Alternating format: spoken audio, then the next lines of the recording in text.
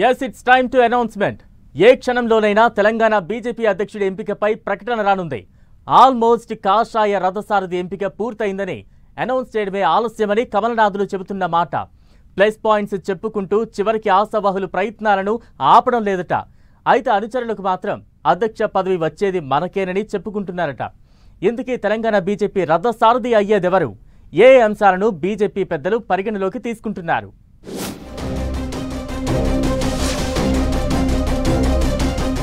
ఏ క్షణంలోనైనా తెలంగాణ బీజేపీకి కొత్త అధ్యక్షుడు. కొత్త పాత నేతల్లో ఎవరికి అవకాశం దక్కబోతోంది? రాష్ట్ర కాషాయ రథసారథి తానే అవుతానని నేతల ధీమా. తెలంగాణ పాలిటిక్స్ లో 3 నెలలుగా ఒక్కటే చర్చ.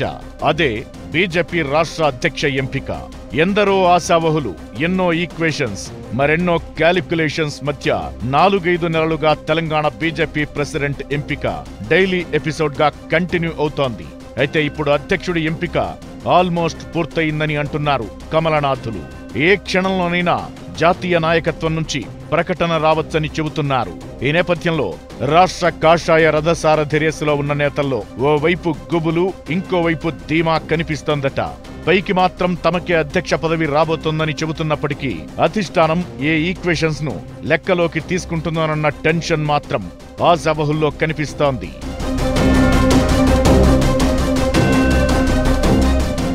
ఇప్పటికే అభిప్రాయ సేకరణ చేసిన ఇన్ఛార్జ్ శోభా కర్లాందజేను చాలా మంది నేతలు తనకే అధ్యక్ష పదవి ఇవ్వాలని కోరారట.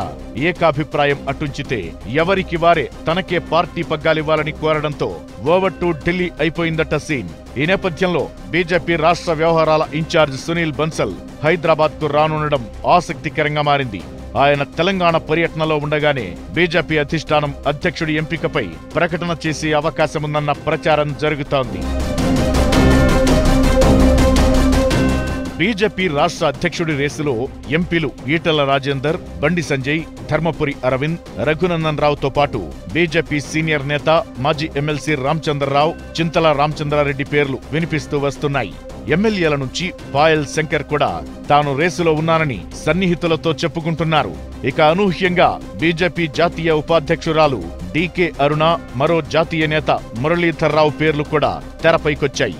ఈటల రాజేందర్ అధ్యక్ష రేసులో ముందున్నారని ఆయన సన్నిహితులు ప్రచారం చేసుకుంటుండటం పార్టీలో అసంతృప్తులకు దారితీస్తోందట. ఇక నిజామాబాద్ ఎంపీ ధర్మపురి అరవింద్ జాతీయ స్థాయిలో తనకున్న పరిచయాలతో అధ్యక్ష పదవి కోసం గట్టిగానే ప్రయత్నం చేస్తున్నారట. మెదక్ ఎంపీ రఘునందన్ రావు సైలెంట్ గా అధ్యక్ష పదవి కోసం లాబీయింగ్ చేస్తున్నారట. ఇక పార్టీలోకి కొత్తగా వచ్చిన వారి కాకుండా పాత వారికే అధ్యక్ష పదవి ఇవ్వాలన్న డిమాండ్తో రామచంద్రరావు సీనియర్ల మద్దతు కూడగట్టినట్లు టాక్.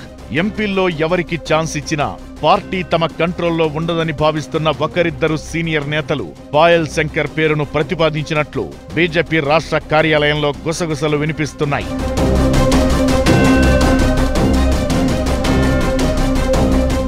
ఇక దేశవ్యాప్తంగా మహిళలకు పెద్దపీట వేయాలన్న ఆలోచనలో జాతీయ నాయకత్వం ఉందట. అందులో భాగంగానే డీకే అరుణ పేరు తెర మీదకొచ్చినట్టు తెలుస్తోంది. ఇక పార్టీ కోసం పనిచేసే వ్యక్తిగా ముద్రపడిన మురళీధర్ రావు కూడా ప్రయత్నాలు చేస్తున్నారట. బీజేపీ జాతీయ నాయకత్వం కూడా ఓవైపు రాష్ట్ర నేతల నుంచి అభిప్రాయ సేకరణ చేస్తూనే మరోవైపు పొలిటికల్ సర్వేలు చేపిస్తోందట. ఈ నెల 15 లోపే జాతీయ అధ్యక్షుడి ఎన్నిక పూర్తి చేయబోతున్నారట.